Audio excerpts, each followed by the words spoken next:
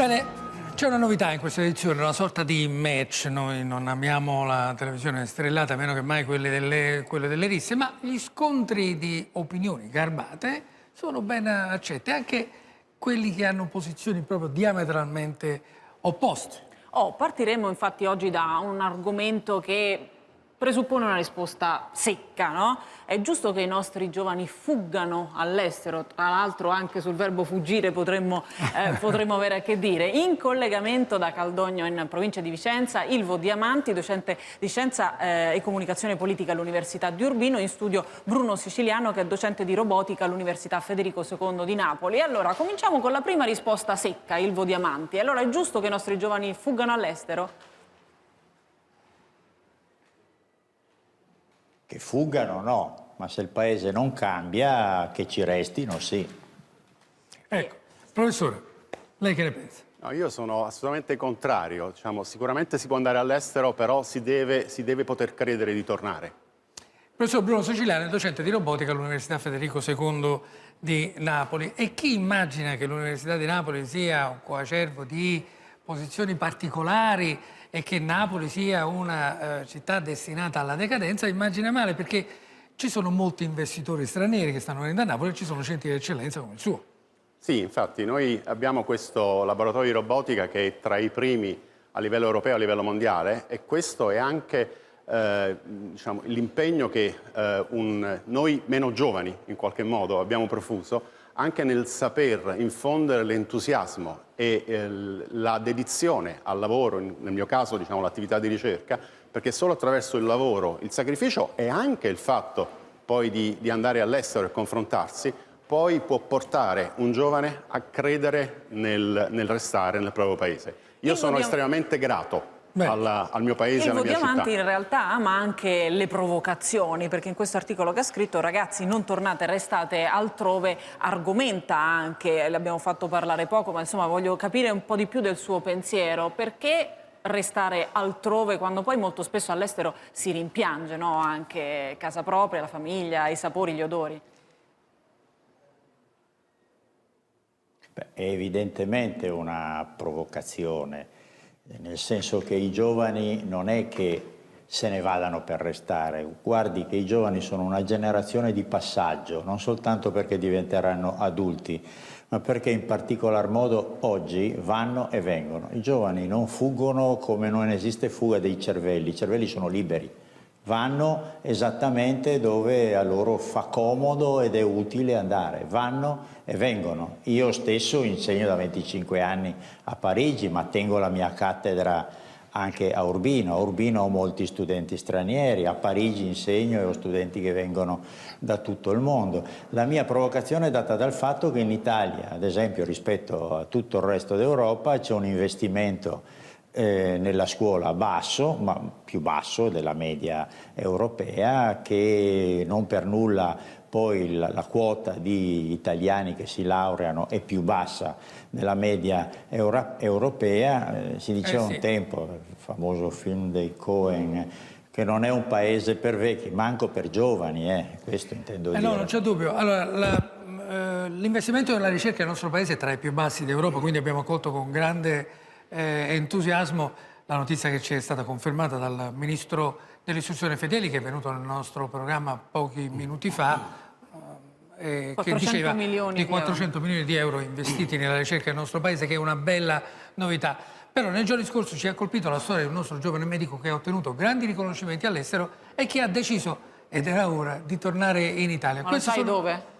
A Napoli. A Napoli. Secondo me si è sentito con Bruno Siciliano. Sentiamo le motivazioni.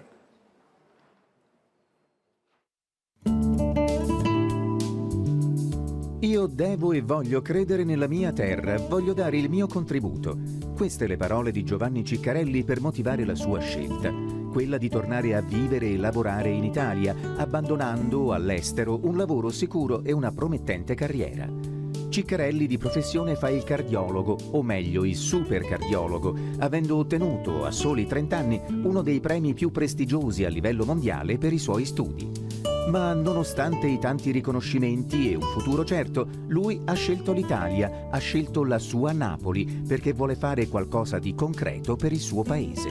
E adesso, come tanti giovani, non gli resta che cercare lavoro.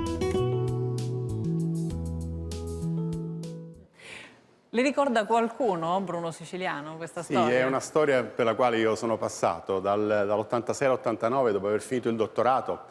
Ho avuto offerte di lavoro dalle più prestigiose università americane, parlo del Georgia Institute of Technology e di Stanford.